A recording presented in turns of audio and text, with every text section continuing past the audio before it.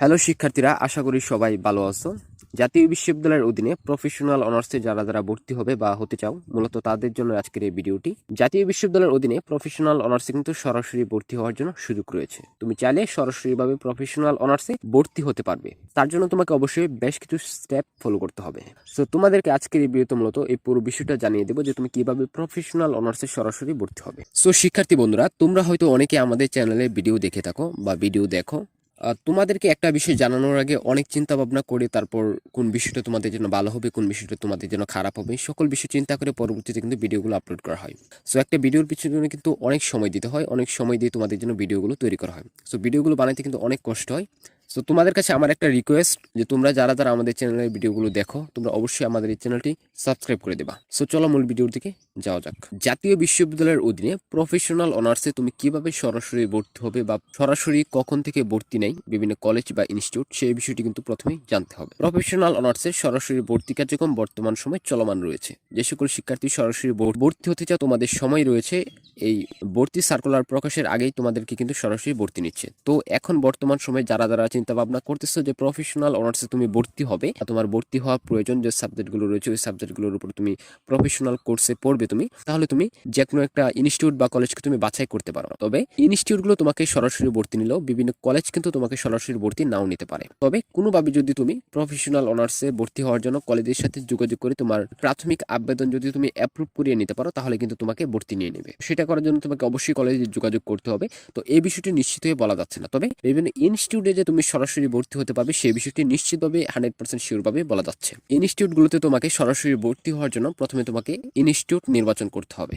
কোন সাবজেক্ট নিয়ে তুমি পড়তে চাও সেই সাবজেক্ট তুমি নির্বাচন করতে হবে। তুমি একাধিক সাবজেক্ট চয়েস করার জন্য সুযোগ পাবে না। তোমার পছন্দ মতো তোমার যে সাবজেক্টটি নিয়ে তুমি পড়তে চাও, তোমার যে পছন্দের সাবজেক্টটি রয়েছে সেই সাবজেক্টটি তুমি চয়েস করবে এবং ইনস্টিটিউটে যাবে, গিয়ে অ্যাডমিশন ফি দিয়ে তুমি ভর্তি হয়ে যাবে। এখানে তোমার সাবজেক্ট চয়েসের কোনো ব্যাপার নেই যে এই সাবজেক্টটা চয়েস করলাম বা অন্য সাবজেক্ট আসার একটা সম্ভাবনা রয়েছে বা পছন্দ মতো সাবজেক্ট পাবো কিনা, এরকমটা কিন্তু না। তোমার যে সাবজেক্ট তোমার পছন্দ রয়েছে, তুমি সেই পছন্দের সাবজেক্টটা নিয়ে তুমি একটি সাবজেক্ট নিয়ে তুমি ভর্তি হওয়ার জন্য সুযোগ পাবে। তুমি যে ইনস্টিটিউটে ভর্তি হবে সেই ইনস্টিটিউটে যাবে, গিয়ে বলবে তোমার পছন্দের সাবজেক্টটি, সেই সাবজেক্টটা নিয়ে তুমি সরাসরি ভর্তি হয়ে যাবে। আশা করি এতটুকু বিষয় তোমরা বুঝতে পারছো। এখন ইনস্টিটিউট নির্বাচন করার আগে তোমাকে অবশ্যই ওই ইনস্টিটিউটে পড়াশোনার খরচ কত রয়েছে, ওই ইনস্টিটিউটে তোমার পড়াশোনার মান কিরকম বা ল্যাব ফেসিলিটিস তোমাকে কতটা দিচ্ছে, বা তুমি যে কোর্স নিয়ে ভর্তি হবে সেই কোর্সটা কি তোমার ওই ইনস্টিটিউটে আছে কিনা সেই বিষয়টি তোমাকে অবশ্যই আগে থেকেই জানতে হবে। তোমার পছন্দের যে সাবজেক্টটি রয়েছে সেই সাবজেক্টটি যদি ওই ইনস্টিটিউটে না থাকে, তাহলে কিন্তু তুমি ওই ইনস্টিটিউটে ভর্তি হতে পারবে না। কারণ প্রত্যেকটা ইনস্টিটিউটে কিন্তু সবগুলো সাবজেক্ট কিন্তু পড়াশোনা করা হয় না। কারণ প্রফেশনালে সব কয়েকটি কোর্স কিন্তু তোমার সব ইনস্টিটিউটে পড়ানো হয় না।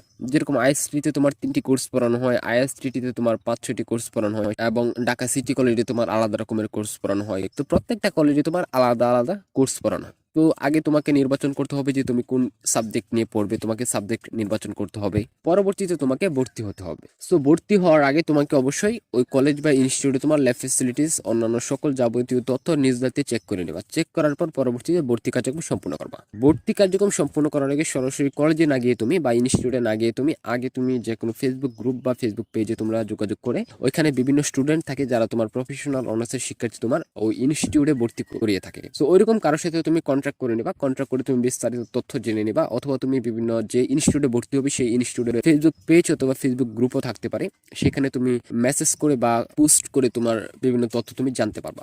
সো সকল তথ্য জানার পর কাজ হচ্ছে তোমার ওই ইনস্টিটিউটে যাওয়া। তুমি সকল তথ্য কিন্তু জেনে নিয়েছো যে প্রফেশনাল অনার্সে তুমি এই ইনস্টিটিউটে তুমি এই সাবজেক্টটা নিয়ে তুমি ভর্তি হবে, এবং ল্যাব ফ্যাসিলিটিস, পড়াশোনার খরচ, অন্যান্য সকল তথ্য যদি তোমার মিল থাকে, তাহলে পরবর্তী কাজ হচ্ছে তোমার তুমি ওই ইনস্টিটিউটে যাবে, ইনস্টিটিউটে গিয়ে তুমি ভর্তি হবে। সো ইনস্টিটিউটে ভর্তি হতে গেলে তোমাকে 10 থেকে 12,000 টাকা পর্যন্ত তোমার লাগতে পারে অ্যাডমিশন ফি, বা কোনো কলেজ বা ইনস্টিটিউট কিন্তু তার চেয়ে বেশি টাকাও কিন্তু নিতে পারে।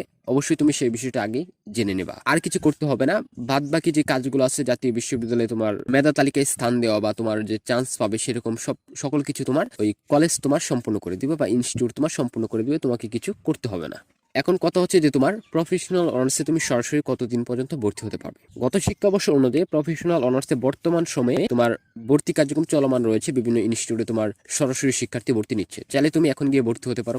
যে কথাগুলো তোমাদেরকে পূর্বে বলে আসলাম যে বিস্তারিত জেনে শুনে পরবর্তীতে তুমি এখনই ভর্তি হতে পারো, অথবা তুমি চাইলে প্রাথমিক আবেদন কার্যক্রম প্রায় শেষের দিকে এরকম 3-4 দিন পূর্ব পর্যন্ত তোমার কিন্তু প্রফেশনাল অনার্সে সরাসরি ভর্তি নিয়ে থাকে এবং পরবর্তীতে কিন্তু আর ভর্তি নেওয়া হয় না। কারণ তোমার যে পেপারস গুলো দেওয়া হয় ওই পেপারস গুলো তোমার জাতীয় বিশ্ববিদ্যালয়ে দিয়ে দেওয়া হয় এবং পরবর্তীতে তোমাদেরকে প্রথম মেধা তালিকায় স্থান দিয়ে দেওয়া হয় সরাসরি ভাবে। তো এরকম ভাবে আসলে তোমার প্রফেশনাল অনার্সের সরাসরি ভর্তি কার্যক্রম সম্পূর্ণ করা হয়। তবে চেষ্টা করবে, যদি কারো চিন্তা ভাবনা থাকে যে প্রফেশনাল অনার্সে বিভিন্ন কোর্সে ভর্তি হবে, তাহলে তোমরা যদি কলেজে আবেদন করো সেক্ষেত্রে তো অনলাইনের মাধ্যমে তোমাকে আবেদন করতে হবে। অনলাইনের মাধ্যমে আবেদন করে তোমাকে ভর্তি কার্যক্রম সম্পূর্ণ করতে হবে।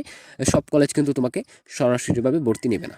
যারা অনলাইনের মাধ্যমে আবেদন করবে, যাদের জিপিএ ভালো রয়েছে বা যারা ভালো কলেজে পড়তে চাও, তোমাদের অবশ্যই জিপিএ ভালো থাকা লাগবে। যদি ভালো জিপিএ থাকে তাহলে তুমি ভালো একটা কলেজে প্রফেশনাল অনার্সে ভর্তি হতে পারবে।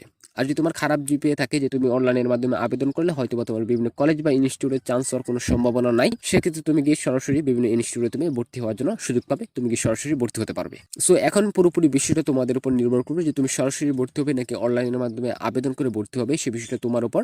তবে সরাসরি কিভাবে ভর্তি হবে সেই বিষয়টা তোমাদেরকে জানিয়ে দিলাম। সো এরপরও যদি তোমাদের এই বিষয় নিয়ে যদি কোনো প্রশ্ন থাকে অথবা তোমরা যদি কিছু জানতে চাও সেক্ষেত্রে কমেন্ট করতে পারো। আর যদি ভিডিওটা ভালো লাগে ভিডিওতে অবশ্যই একটা লাইক করবা। চ্যানেলে নতুন হয়ে থাকলে অবশ্যই চ্যানেলটি সাবস্ক্রাইব করে দিবা। তো শিক্ষার্থীরা আজকের মতো এই পর্যন্তই। দেখা হচ্ছে তোমাদের সাথে আগামী নতুন কোনো ভিডিওতে। ততক্ষণ মধ্যে সবাই ভালো থাকো, সুস্থ থাকো।